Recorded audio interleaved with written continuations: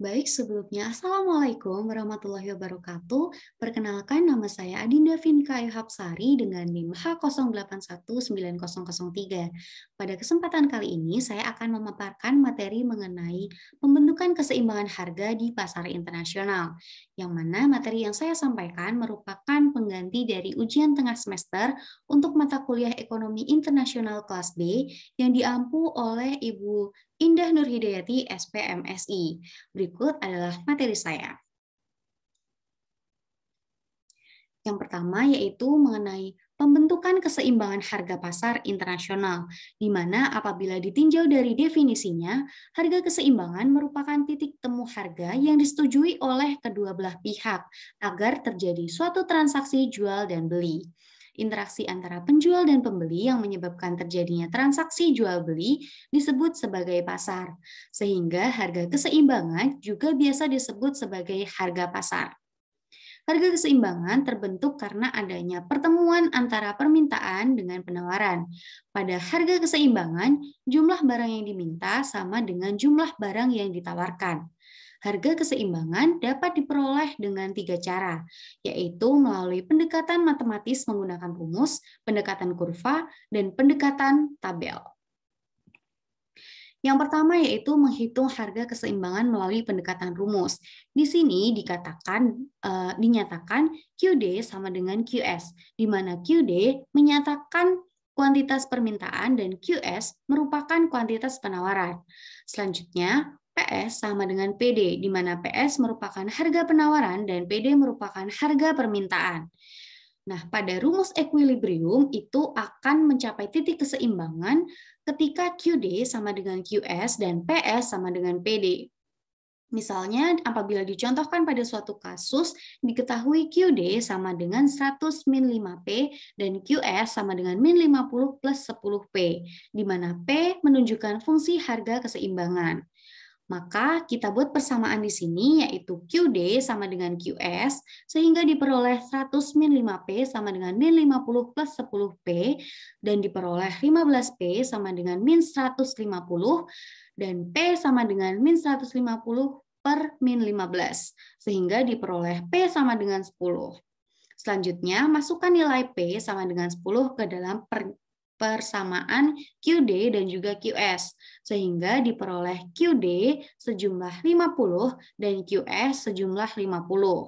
Nah, dari hal ini ditemukan bahwa nilai harga keseimbangan adalah Rp10 per produk dan jumlah kuantitas keseimbangannya adalah sebanyak 50 unit produk.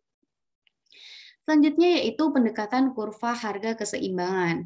Untuk bisa menggunakan metode ini dibutuhkan kurva penawaran dan juga kurva permintaan, di mana dari dua kurva tersebut akan diperoleh titik potong, yang mana titik potong ini merupakan titik keseimbangan antara harga dan juga kuantitas produk.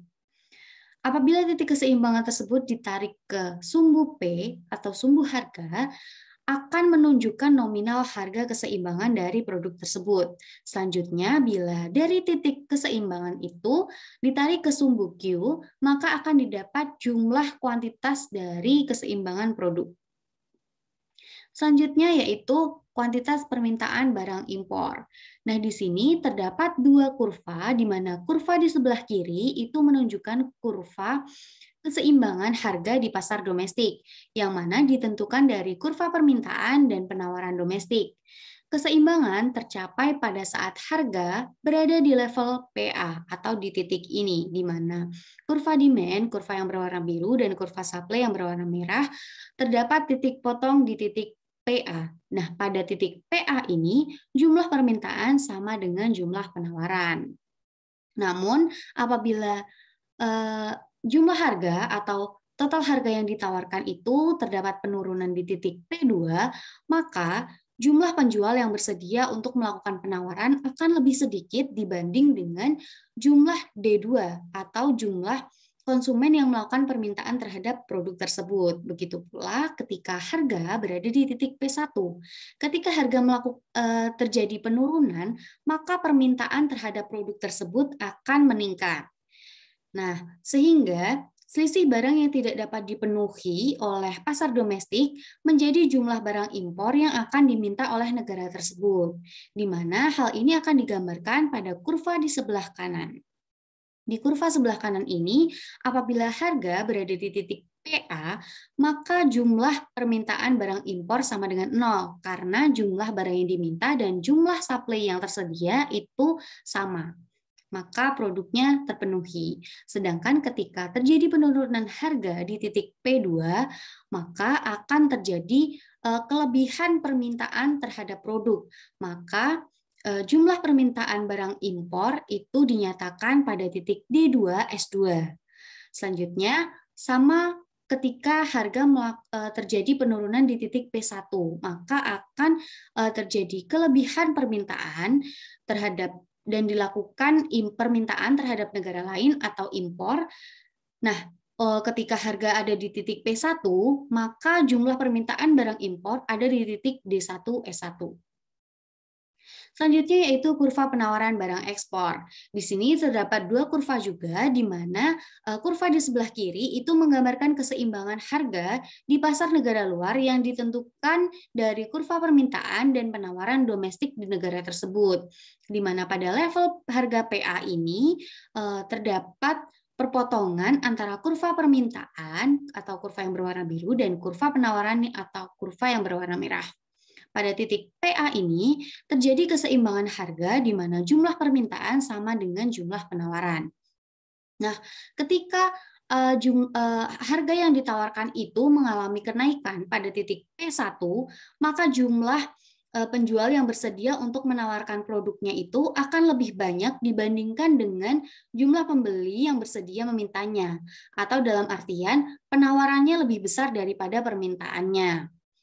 Nah, hal ini juga akan terjadi pada saat harga berada di titik P2, sehingga dapat disimpulkan S2 itu lebih besar daripada D2. Nah, selisih barang yang berlebih di pasar atau ketika jumlah produk yang disuplai itu berlebih dibandingkan dengan permintaannya, maka akan menjadi jumlah barang yang diekspor terhadap negara lain, yang mana hal ini digambarkan pada kurva di sebelah kanan. Ketika harga ada di titik PA, maka jumlah penawaran barang ekspor sama dengan 0 karena jumlah permintaan dan penawarannya sama. Kemudian pada harga P1 atau harga mengalami penaikan, maka jumlah penawaran barang ekspor ada di titik S bintang 1, D bintang 1. Begitu pula ketika harga mengalami kenaikan di titik P2, maka jumlah penawaran barang ekspor akan mengalami kenaikan di titik S bintang 2, D bintang 2. Selanjutnya yaitu kurva keseimbangan harga di pasar internasional. Nah, keseimbangan pasar internasional tercapai pada saat kurva permintaan atau kurva MD ini berpotongan dengan kurva penawaran atau kurva XS, di mana permintaan barang impor sama dengan penawaran barang ekspor dan terjadi di titik ini, di titik perpotongan antara PW dan juga QW. Nah, pada kurva permintaan barang impor ini berkaitan erat dengan permintaan domestik dan penawaran domestik, sedangkan penawaran barang ekspor itu berkaitan erat dengan penawaran barang luar negeri dan permintaan barang luar negeri. Maka dari hal ini dapat disimpulkan ketika permintaan domestik berlebih atau jumlah demand-nya itu lebih besar daripada supply, maka suatu negara tersebut akan melakukan permintaan ke luar negeri atau dapat disebut dengan impor. Sedangkan ketika penawaran domestik berlebih atau jumlah suatu komoditas yang terdapat di negara itu tuh lebih besar daripada jumlah permintaannya, maka negara tersebut akan melakukan penawaran ke luar negeri atau disebut ekspor. Nah, sekian presentasi dari saya. Kurang lebihnya mohon maaf. Wassalamualaikum warahmatullahi wabarakatuh.